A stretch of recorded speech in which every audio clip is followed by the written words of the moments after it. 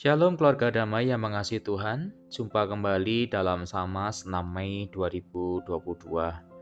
Sebelum kita mendengar dan merenungkan sabdanya, mari kita berdoa. Tuhan, terima kasih atas anugerah yang boleh kami rasakan hingga hari ini. Kami mengucap syukur atas penyertaan Tuhan selama kami beristirahat. Apabila kami mau mengawali hari kami dengan menikmati dan mendengar sabdamu, biarlah Tuhan yang sendiri yang membantu kami agar kami bisa memahami dengan baik apa yang Tuhan hendak sabdakan pada hari ini. Biarlah sabda Tuhan itu juga yang boleh menjadi pedoman kami untuk melangkah dan menjalani kehidupan hari ini dan hari-hari yang akan datang. Kini berfirmanlah Tuhan, kami siap untuk mendengarkan firman-Mu. Amin. Bacaan kita terambil dari kitab Wahyu pasalnya yang ke-6, ayatnya yang pertama sampai ke-17. Dilanjutkan Wahyu 7 ayatnya yang pertama sampai ke-4. Wahyu 6 ayatnya yang pertama sampai 17, dilanjutkan Wahyu 7 ayatnya yang pertama sampai ke-4. Bacaan kita cukup panjang Bapak Ibu, oleh karena itu Bapak Ibu dapat membacanya secara mandiri. Saya akan membacakan dari kitab Wahyu 6 ayatnya yang ke-15 sampai 17 yang menjadi pokok pembicaraan kita pada hari ini. Wahyu 6 ayatnya yang ke-15 sampai ke-17. Dan raja-raja di bumi dan pembesar-pembesar serta perwira-perwira dan orang-orang kaya serta orang-orang berkuasa dan semua budak serta orang merdeka bersembunyi ke dalam gua-gua dan celah-celah batu karang di gunung. Dan mereka berkata kepada gunung-gunung dan kepada batu-batu karang itu, "Runtuhlah menimpa kami dan sembunyikanlah kami terhadap Dia yang duduk di atas tahta dan terhadap murka anak domba itu. Sebab sudah tiba hari besar murka mereka dan siapakah yang dapat bertahan." Demikianlah pembacaan firman Tuhan. Berbahagialah kita yang membaca, merenungkan, dan yang melakukan firman Tuhan dalam kehidupan sehari-hari. Bapak, Ibu, dan Saudara yang terkasih dalam Kristus, 1 minggu terakhir banyak orang memperoleh kesempatan berlibur, menghabiskan waktu bersama keluarga untuk berpergian, atau hanya sekedar di dalam kota namun melakukan berbagai aktivitas yang menyenangkan. Dalam bahasa populer anak muda, momen tersebut disebut healing.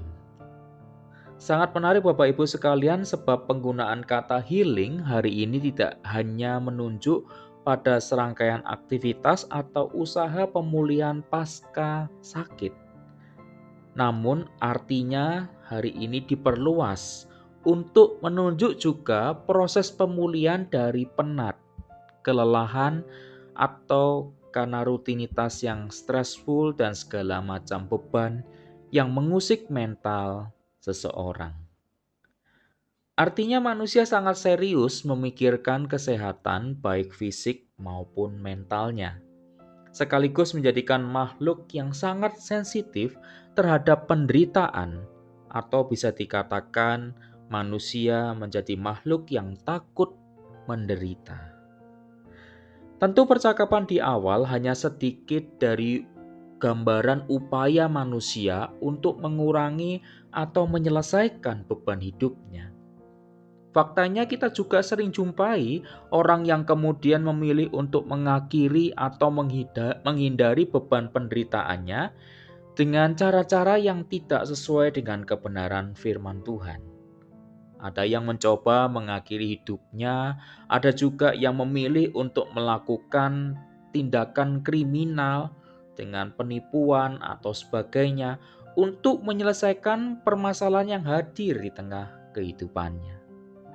Dan sekali lagi kita belajar bahwa banyak manusia yang tidak cukup toleran terhadap penderitaan.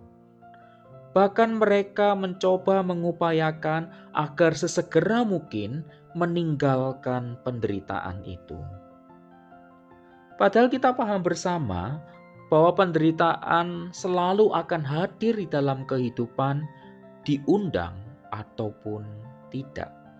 Lalu pertanyaannya, bagaimana kita menghadapi penderitaan yang datang silih berganti itu?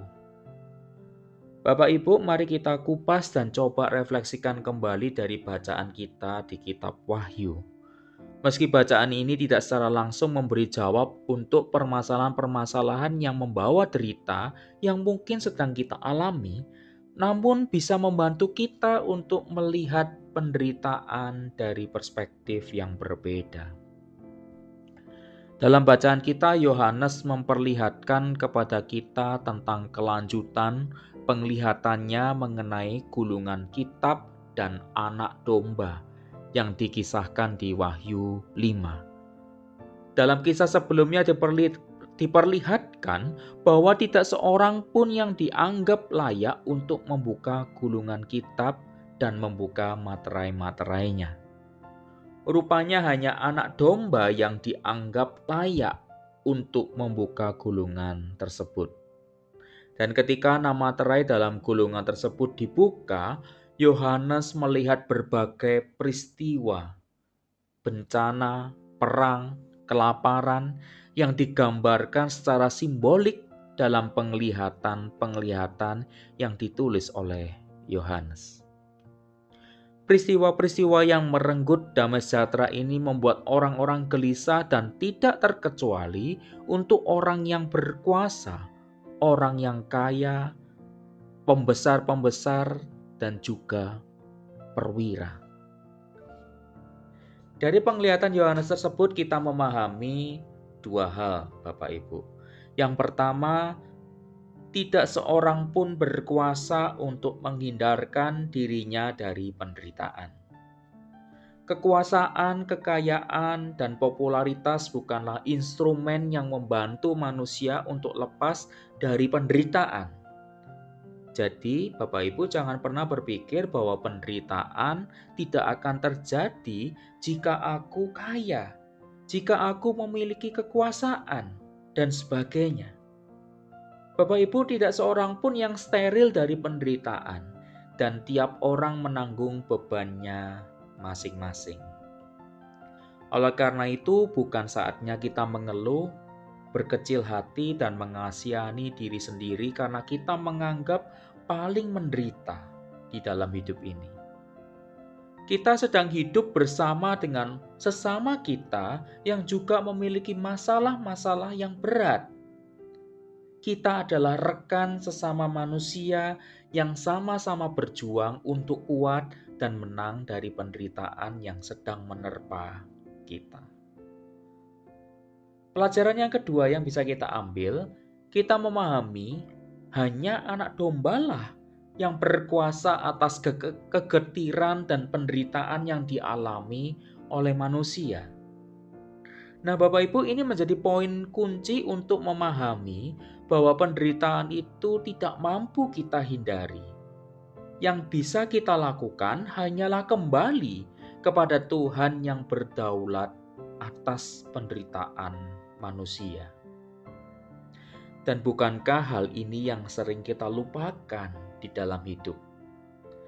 Ketika hidup kita makin sulit, bukan Tuhan yang berdaulat itulah yang kita coba dekati, melainkan kepada akal dan hikmat dunia yang belum tentu membantu kita mendapatkan kembali damai sejahtera yang sudah hilang karena banyaknya beban hidup yang kita tanggung. Bapak, Ibu, dan saudara sekalian, kehidupan kita terus berjalan beriringan dengan berbagai masalah yang menghimpit. Jangan pernah patah arang ketika kita sudah terlalu lelah dengan beban yang kita tanggung. Ingatlah, dalam kekalutan itu Tuhan yang berdaulat. Oleh karenanya, jangan ragu untuk datang kepadanya, bersandarlah dan memohon nikmat-Nya agar kita mampu melewati krisis ini. Kiranya Tuhan menguatkan kita semua. Amin. Mari Bapak Ibu kita sama-sama berdoa. Tuhan kerap di dalam kehidupan kami ketika kami berjumpa dengan penderitaan yang menerpa. Kami cepat-cepat berlari, ingin segera meninggalkan penderitaan itu. Kami lupa bahwa dalam kehidupan ini ada Tuhan yang berdaulat atas kehidupan manusia, termasuk atas segala penderitaan dan permasalahan yang dihadapi oleh manusia. Tapi kami justru ketika penderitaan itu datang, kami berlari menjauhi Tuhan. Kami sesegera mungkin mencari pertolongan, kami sesegera mungkin mencari bantuan yang bisa membantu kami untuk melepaskan dari penderitaan yang kami alami. Dan inilah cara yang selalu kami pakai. Saat ini Tuhan, kami diingatkan kembali bahwa Tuhan yang berdaulat atas kehidupan, atas penderitaan kami. Oleh karenanya kami mau belajar kembali kepada Tuhan. Jikalau penderitaan itu memang menghampiri kami mau belajar kembali mengingat Tuhan, kami juga mau meminta, memohon pertolongan dari Tuhan, agar penderitaan kami tidak larut dan membuat kami semakin lelah, tapi membantu kami untuk bisa melihat penderitaan ini dan mencoba keluar bersama dengan Tuhan, menjadi pemenang atas penderitaan kami. Terima kasih Tuhan atas firman Tuhan yang boleh menguatkan, dan biarlah firman Tuhan ini yang terus menerangi kehidupan kami.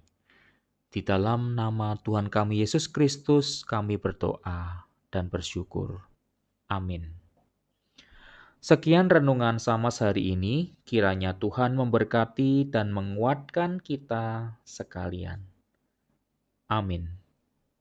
Amin.